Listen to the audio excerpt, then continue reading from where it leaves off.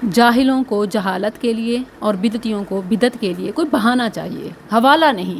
اس مہینے میں ایک حادثہ پیش آیا، جیسا کہ دیگر مہینوں میں بھی بہت سے حادثے پیش آئے۔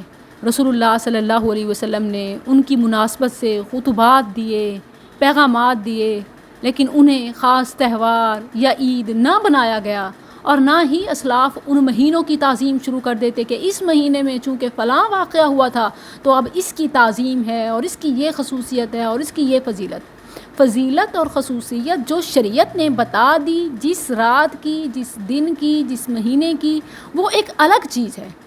انہیں مختلف واقعات سے، شخصیات سے جوڑنے کی شریعت نے کسی کو اجازت نہیں دی، بلکہ اس حوالے سے خبردار کیا، اور ہر خطبے میں حمد و ثنا کے بعد یوں فرمایا، اما بعد، جو کوئی ہمارے طریقے سے الگ کام کرے وہ کام مردود ہے۔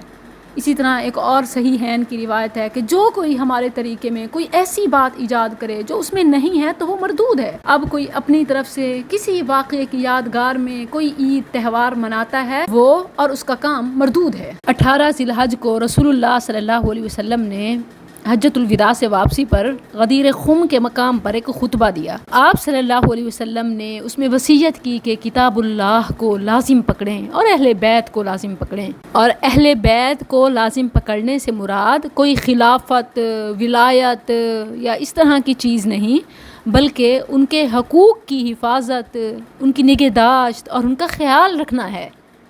اسے امام مسلم نے اپنی صحیح میں سیدنا زید بن ارقم رضی اللہ عنہ سے روایت کیا ہے، یعنی یہ بالکل صحیح ہے۔ لیکن اہل بدعت اس میں اضافہ کرتے ہیں کہ یہ تو علی رضی اللہ عنہ کی خلافت کی دلیل ہے، اور رسول اللہ صلی اللہ علیہ وسلم نے تو بستر بچھایا اور انہیں اونچی جگہ پر بٹھایا، اور پھر اس طرح کی باتیں اور کام کے الامان والحفیظ۔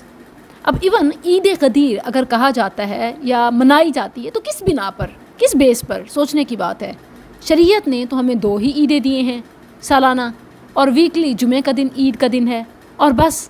اس کے علاوہ عید غدیر، عید میلاد، دن تو دن راتیں بھی عید کی بنائی ہیں، جیسے شب برات، پھر زندوں کی عید، مردوں کی عید، فلاں بابے کا پیدائش کا دن عید کا دن بن گیا، فلاں کی وفات کا دن عید کا دن ہے، اور اسی طرح جتنے بابے اتنی عیدیں۔ یہ شریعت میں اضافہ نہیں تو کیا ہے؟ اس کی کس نے اجازت دی ہے؟ وہ بھی اہل بیت کے نام پر۔ اہل بیت کا مقام اور علی رضی اللہ عنہ کا مرتبہ یہ تو ثابت شدہ ہے۔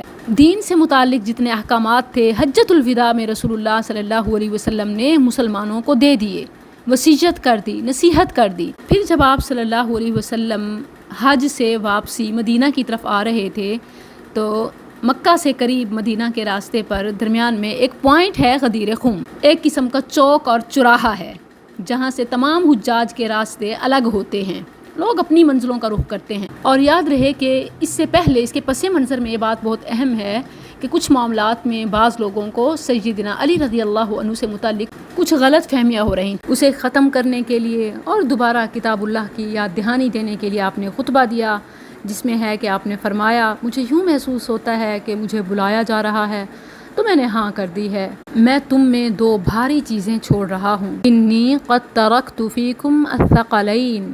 اسی بنا پر اس روایت کو یا حدیث کو حدیث ثقلین بھی کہا جاتا ہے، 2 بھاری چیزیں۔ وہ کیا ہیں؟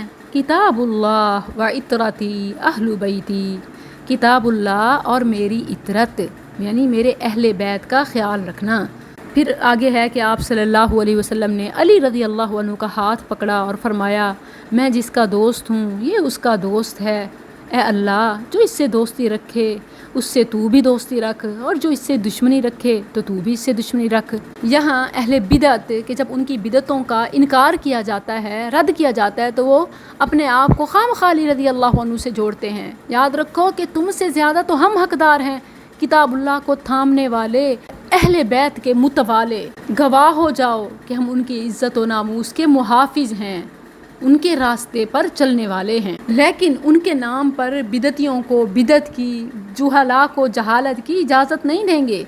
اب اس سے سیدنا علی رضی اللہ عنہ کی خلافت بلا فصل کا استدلال، کہیں کی اینٹ کہیں کا روڑا، بھان پتی نے کیا کنبا جوڑا، اس کا مصداق ہے۔ غدیر خم کے مقام پر علی رضی اللہ عنہ کا ہاتھ پکڑ کر اس طرح ولایت کا، محبت کا اظہار یہ ایک خاص پس منظر کی وجہ سے ہے۔ کچھ لوگوں نے علی رضی اللہ عنہ کے بارے میں نبی صلی اللہ علیہ وسلم سے شکایت کی تو آپ نے خطبے میں فرمایا ایھا الناس لا تشکوا علی، لوگو علی کا شکوہ نہ کرو۔ یہ اس کا پس منظر ہے، اس ضمن میں یہ بات ہوئی ہے اور اس میں کوئی اختلاف نہیں ہے، لیکن اس میں اضافے کی بھی کسی کو اجازت نہیں۔